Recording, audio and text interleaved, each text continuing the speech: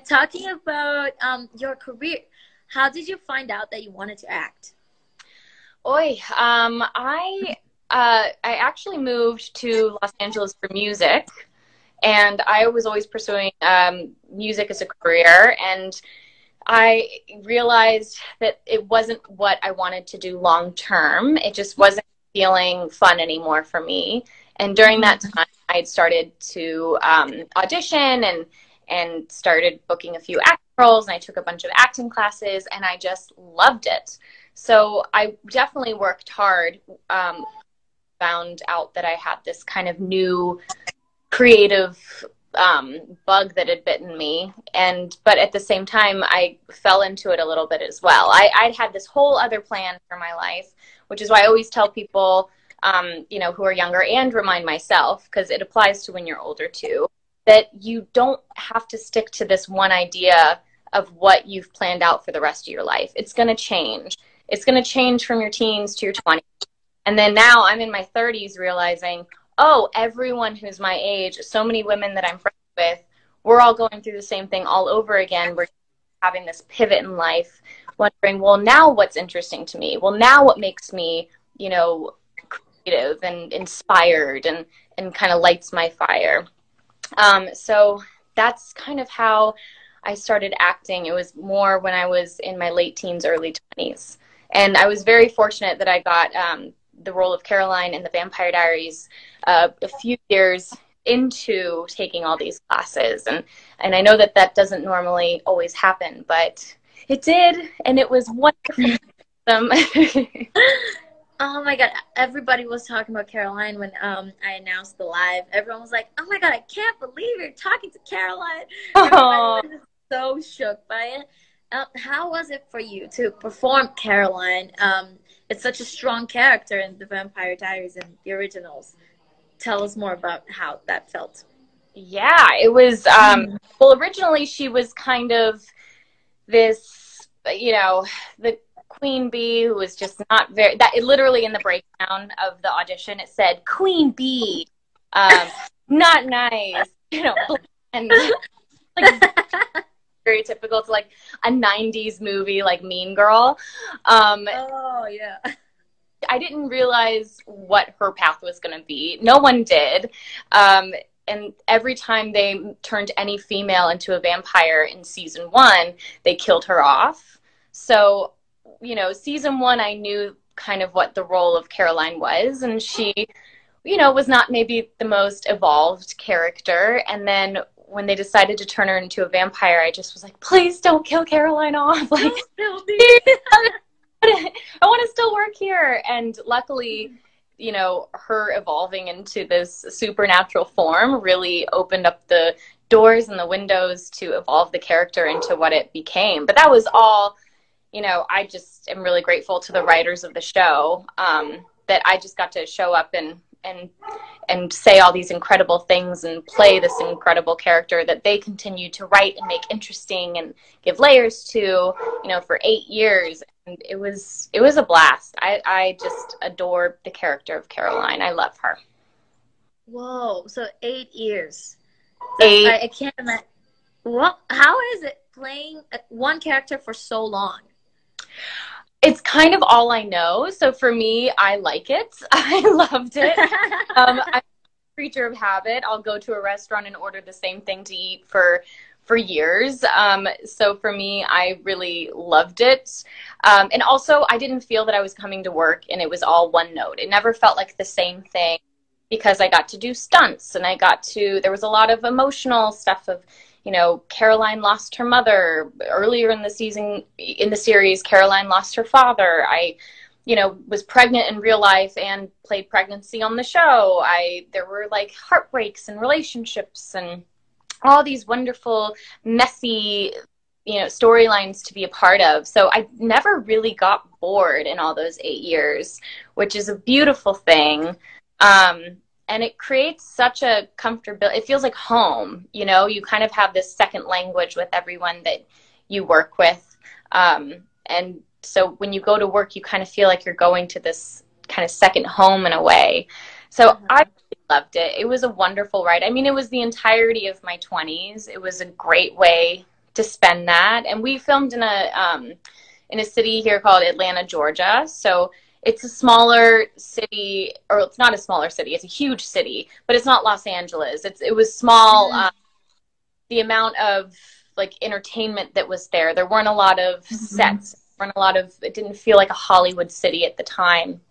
It does now, but it didn't 10 years ago. So we were working on this show that happened to be very successful, but we didn't really have that feeling as a cast and a crew. We all just were going to work and having fun and going out on the weekends. So it was a blast. Wow. I can't imagine. And then you have friends for life. I can't imagine it. It must have been such a crazy experience for you, and like evolving with the character and with everybody, seeing everybody grow up together must be crazy.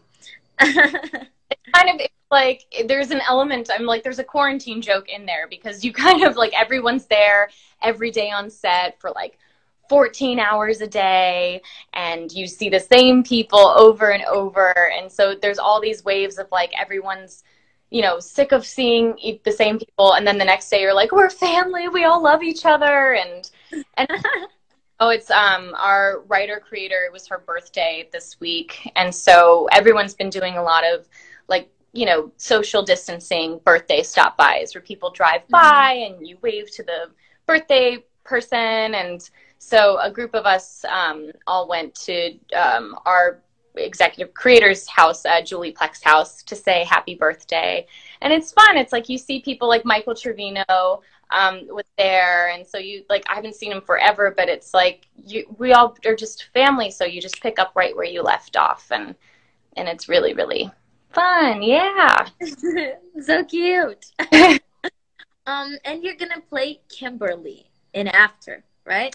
Yeah. So can you tell your fans more about that? Do you have any spoilers? I know. Like, usually I keep my mouth pretty shut. It was really fun. I'd actually met Anna Todd before going to film. We know some of the same people. Oh, what happened? Oh, was there a bug? Yeah, it's a big butterfly, actually. Oh, like, I was like, wipe across the screen. Yeah, it's I hope it's the light past the sky. I love it. I got to meet Anna Todd because we'd had so many mutual friends, and she was on the podcast that I have with Kayla Ewell, who also worked on The Vampire Diaries. So we have a podcast called Directionally Challenged, and we had Anna on as a guest. And I was just so impressed by who she was just as a woman, and the fact that she, you know, never set out to write a book, let alone like start this whole legacy that she created.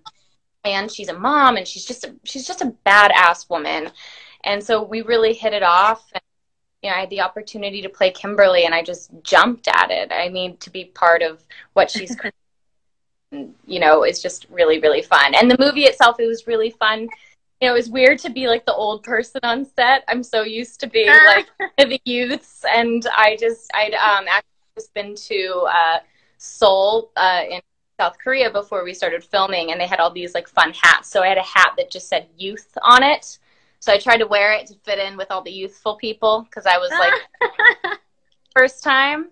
But everyone was great. It was, you know, really fun to be a part of that project. So I don't know exactly when it's coming out yet, but I've heard good things, so we'll see. Everybody's very excited. I can't wait. You came to Brazil once. How was your experience here? It was so fun. It was so wild. It was it was just so fun, because I'd always wanted to go, and the way that I travel is I have to go see a little bit of everything. So I did everything like the tourist. I went and saw the steps, the famous steps, and it went up to I went all. Yes, exactly. Christ the Redeemer. That did the bike ride down the Ipanema beach, and it was really, really fun. It was funny. It was for a convention, so Paul Wesley was there, and Daniel Gillies, who worked on Vampire Diaries and on the originals. And I got them both on bicycles, which I could not believe. That was like a whole self, is just to get them on some activity to explore the city. But we had wonderful meals, and we actually ended up meeting some friends who invited us to a wedding last minute. So we totally went to this giant, like, huge, fancy, beautiful wedding that we were like sort of invited to, like, wedding crash, and we did, and it was just so much fun. There were like multiple bands and DJs, and I was like, okay, Brazil knows how to throw a party. This is a good time. Yes, that's a really good part of us. We really do know how to throw a party. And it's funny because in Brazil, that kind of stuff happens. Like, you just meet someone today, and then on the next day you're going on trips with that person, and it's just completely crazy. And I love that about us. Like, we just connect with people. We don't really think a lot about it. We just like to meet other people. Yeah, everyone that I met immediately, I was like, oh my God, we're best friends. I have like 10 new best friends. This is great. Like, really, the next day I'm like, oh, I'm never going to see any of these people again. But it was just so much fun. And yeah, it was just a blast. I'm so glad you have fun. And did you try any food that you remember? What did you like the most? Yes. I still buy them. There's like an Americanized version that you just like pop into the oven, but it's those little cheesy bread balls. And I know I should know the name of them, but I don't. Okay, I'm going to teach you how to say it. Oh gosh. Okay, here we go. You got this. It's easy. It's easy. Pão de queijo. Pão de queijo? Yeah, you did so good. Perfect. Perfect. Done. Yes. Oh my gosh. I just, like, if there was a basket of those, it was gone within 5 seconds. And they have them at a grocery store here in the States, but they call them like bratzi bites. I don't know, but you pop them in the oven. It's like the same kind of concept, and I just will eat the entire bag. They're my favorite things in the whole world. It's the only way. I didn't know that you had something similar on the U.S. Well, I think they've borrowed it from Brazil, and it's like it's kind of like a Brazilian bite, if you will. Yes, but it's the closest thing you find to it. And every time I make, like, just throw them in, and you throw them in the oven for like a few minutes, and they're just like delicious. But I love them. It's my favorite. Love it. I love pão de queijo too. My favorite though is brigadeiro. I think brigadeiro. Did you try like the chocolate one? Oh, yes. Okay. Yeah. Yes. I love brigadeiro. I love coxinha. There's so many things that I love. I always say this, but I'm so proud of Brazilian food. So good. I'm so proud of it. I mean, I'm always like, did you like it? Did you like it? It's the best. It was wonderful. Yeah, and it was fun. It was like there were so many different restaurants that we went to, whether it was like more in the city or like going up. There was like just this beautiful outdoor restaurant that overlooked like the whole kind of beach area. I can't remember the name of it now. Of course, it's been a few years, but it just was wonderful. I loved it so much. That's awesome. There's someone that said also there's a Brazilian market in downtown LA. You can get them there. That's good. Cool. Yeah. A restaurant called Pampas. There's a bunch of pão de queijo there, so that's good to know. You can go there when you have some free time, get some pão de queijo. Perfect. Post quarantine, it is on. Did you learn any Portuguese? No, I am hopeless. Like I try, like, so I'm not totally that like jerk that goes somewhere new and that doesn't know any of like the local language. I always try to have like a few keywords, but it goes in and out of my head pretty quickly. I know. It's bad. It's embarrassing. It's really...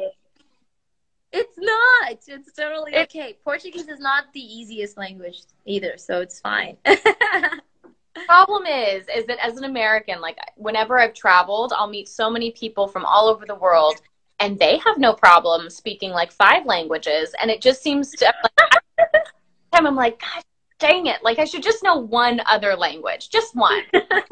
Half of a language. Just like a suggestion of a language. But I got nothing. Like, barely. That's so sweet. And so last question now, because we have only a few minutes to talk. Unfortunately, it's almost over. It's a fan question. Do you have any hidden talent?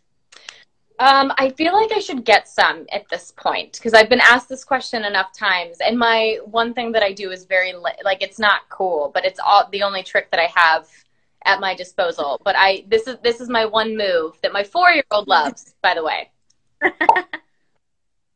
Oh, that's cute. That's cute. That's what I got. You know, It's so sweet. it kills. Okay, I'm the same. Like, I don't have anything very special on me. When they ask me this question, do you have any hidden talent? Everyone around me is like, oh yes, I do this and I do that, and I'm like, I can do this little thing that's just like embarrassed stuff, but it ends up being pretty cute, just like your thing. Yeah, It's cute. It's your own thing. thanks. Yeah, that's my one move. I'm like, I'm not double jointed. I can't like yodel. Like, you know, I should do one of those. I should pick it up. I'll pick up a language and some yodeling, and then I'll be set for my world traveling.